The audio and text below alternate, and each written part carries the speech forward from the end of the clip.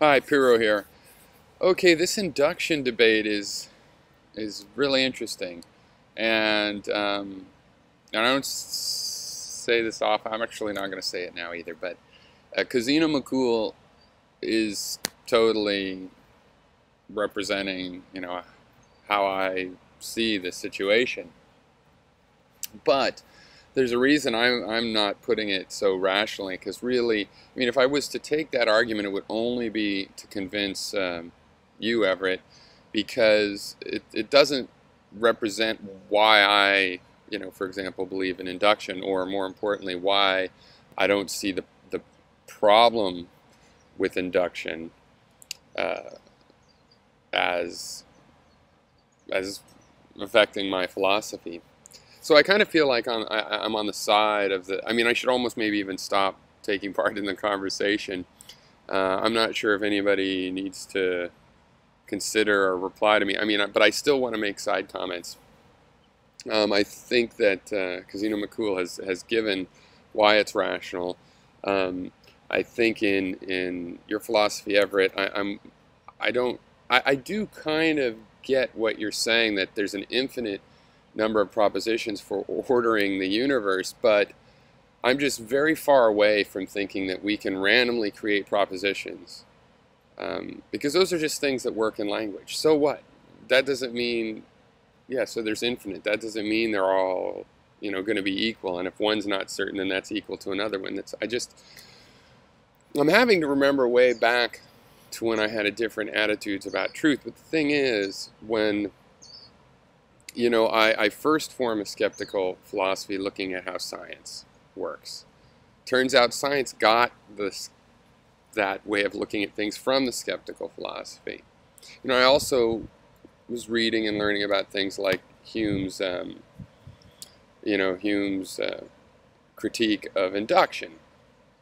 To me, that told me that I needed a different foundation than than some sort of absolute truth functionality.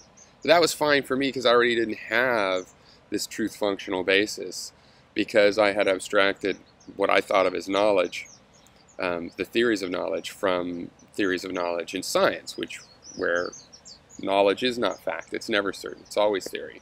And it all comes from empirical evidence, which ultimately is sense information.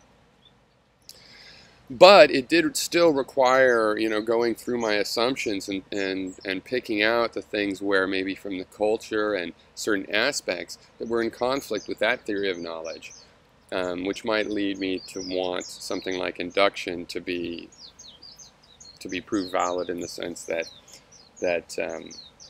maybe, I don't want to say that you're hoping for, Everett, because obviously you're exploring this, and I think you're willing to find whatever you do find. But in some sense, that you're hoping for this kind of, for induction to be valid, in a sense that I don't hope for anymore. So what I was just going to say is, see, to me, it works more like this. All we have is knowledge of the past. Even our knowledge of the current moment is actually processed, and we're already processing knowledge in the past. That's all we have. As far as we know, there is no future. And I don't mean that the future won't happen. I mean, there is no future. All we've ever looked at is the past. And so questions of analysis are just, what are we going to do with all this information? I mean, if all the information is bullshit, if it's all generated by a computer simulation, if it's written on notes and passed to somebody that then gives us a dream, I mean, whatever, it is everything. It's everything that there is to us, is this information. And the question is, what are we going to do with it? And we're going to sort it, and we're going to organize it. And none of the organization or sorting we do is going to reflect directly on reality. It's all about this information.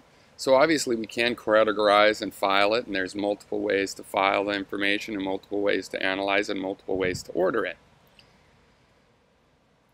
So we're not going to do nothing. That's not an option.